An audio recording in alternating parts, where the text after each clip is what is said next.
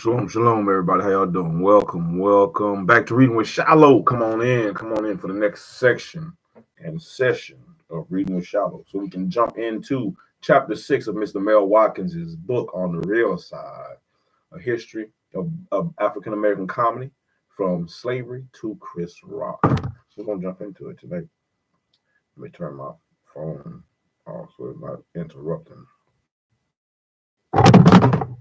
Shit.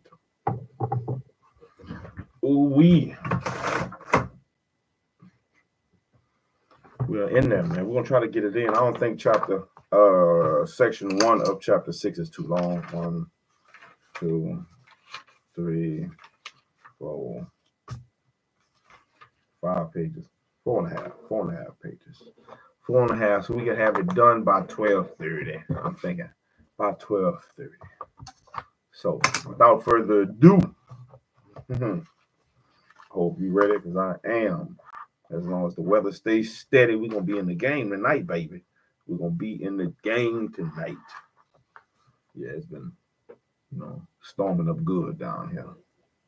They need to storm some more for my watermelons. Chapter 6. The Negro Harlem and Hollywood, exotics, imposters, and other mistaken identities. Go picture of Stephen Fetching that we've been reading about. Oh. Stephen Fetching. Hearts in Dixie.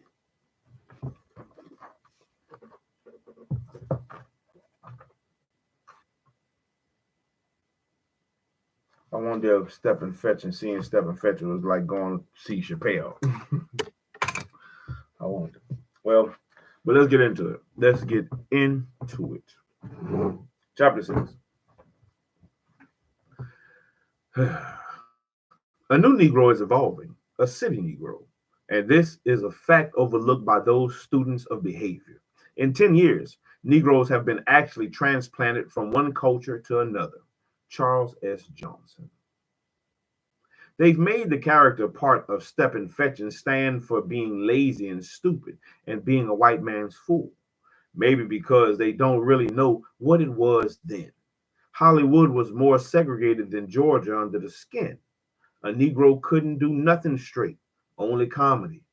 You made an image in your mind that I was lazy, good for nothing, for a character that you seen me doing when I was doing the high class job of entertainment. Stephen Fetching. No, sir, I ain't afraid, but my feet ain't gonna stand around and watch my body just get abused. Willie Best. Section 1 of chapter 6. When Lincoln Theodore Monroe Andrew Perry, his father, was fond of naming his children after U.S. presidents, was born on May 30th of 1909 in Key West, Florida. Most black entertainers worked in the tradition established by early minstrels. For years to come, road shows and circuses would pass through his hometown. And as an adolescent young Perry, a practical joker and irresponsible clown, studied the blackface comedians, many of whom by then were actually black under the burnt cork, who continued acting out the charade of the slapstick rowdy, Sambo inspired comedy that mainstream America loved and dominated or demanded.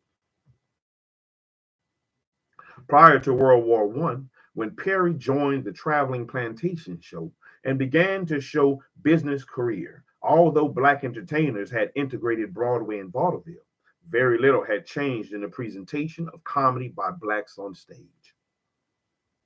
So when Perry and his partner, originally billed as Skeeter and Rostas, the two dancing crows from Dixie, decided to change their names to Stephen Fetching, the two dancing fools from Dixie, and to introduce the song that Perry had written and a dance he had created, no one suspected that it would develop into anything more than just another catchy Sambo act and coon song.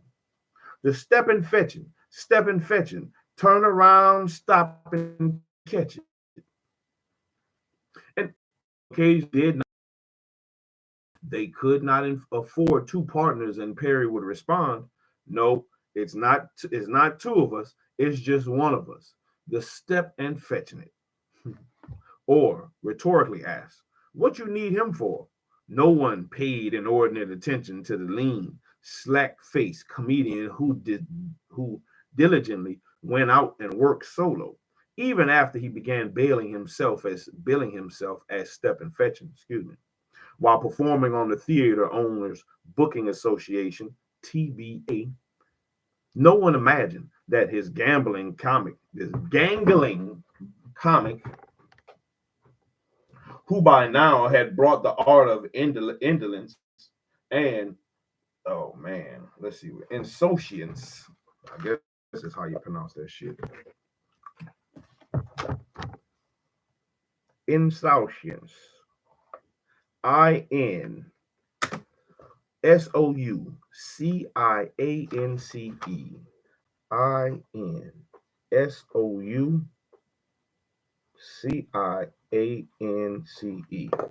Insouciance.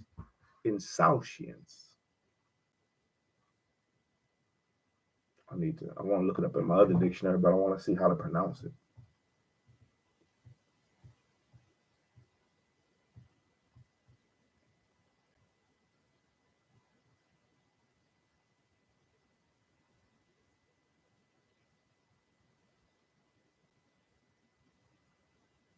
Insouciance. Insouciance. Casual lack of concern or indifference. Indolence and the casual lack of concern to a new level of inertia. Indifference to a new level of inertia. Insouciance to a new level of inertia would cause any stir in the entertainment world.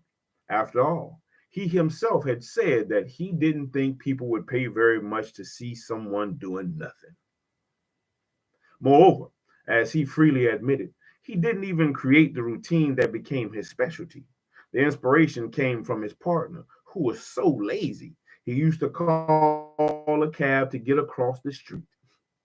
In the mid-20s, Step and Fetching was just one of the hundreds of acts touring and Midwest on the TBA circuit, which is the Theater Owners Booking Association. There was no reason to pay much attention to yet another comedian working the traditional plantation version of the shiftless darky gambit, even if his billing was a little out of the ordinary. More important things were happening. A more assertive urban style was emerging in centers like New York, where blacks, or were blacks, I guess it's supposed to be where blacks had taken the Broadway stage by storm, and where the mystique of the new Negro was growing in Harlem. The mood and expectations of blacks had undergone a dramatic shift following World War I.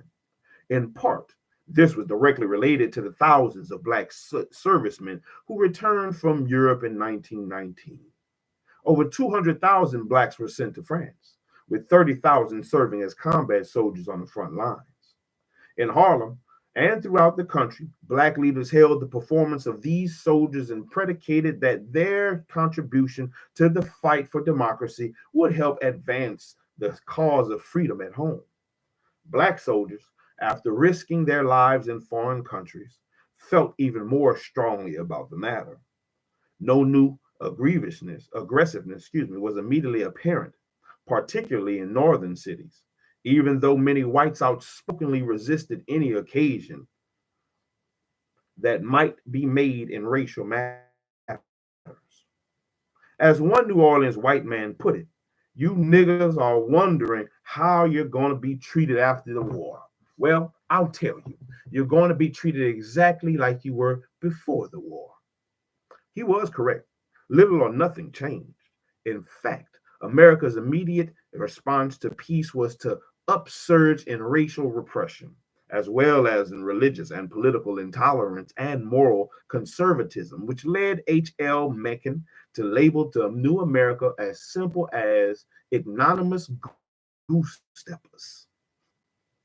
Evaluating America's victory in 1922, Mencken insisted that the results were government by usurpation and tyranny, a complete collapse of national decency, the bitter and senseless persecution of the miners. Now, nothing less, Kluxism, terrorism, and espionage, the appointment of J. Edgar Hoover as the director of the newly created anti-radical division of the Justice Department in 1919, the Seiko and the Vanzetti case in 1920 to 1921, and prohibition in 1920 were merely signs of the time. Involvement in the foreign war had intensified America's desire to solidify preserve the traditional rural ideas that were threatened by increased industrialization and migration to the cities, and the country struggled desperately to reaffirm its Puritan traditions. The genteel middle class culture structure which had ruled over American values and ideals for nearly 2 centuries, raised itself to new heights of rhetoric, energy, repression, and control. One historian has noted, reaffirming the old values, of course, meant assuring that blacks stayed in their places. Throughout the country, blacks seeking to secure their rights as citizens were quickly lumped with anarchists, immigrants, union organizers, and other dissenters who did not conform to traditional rural values. They too became prime targets of the new Puritanism.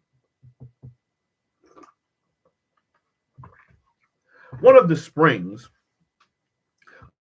of 1919, less than a year after the war ended, Black Americans' new military and increased expectations clashed violently with mainstream intransigence, beginning with the disturbance in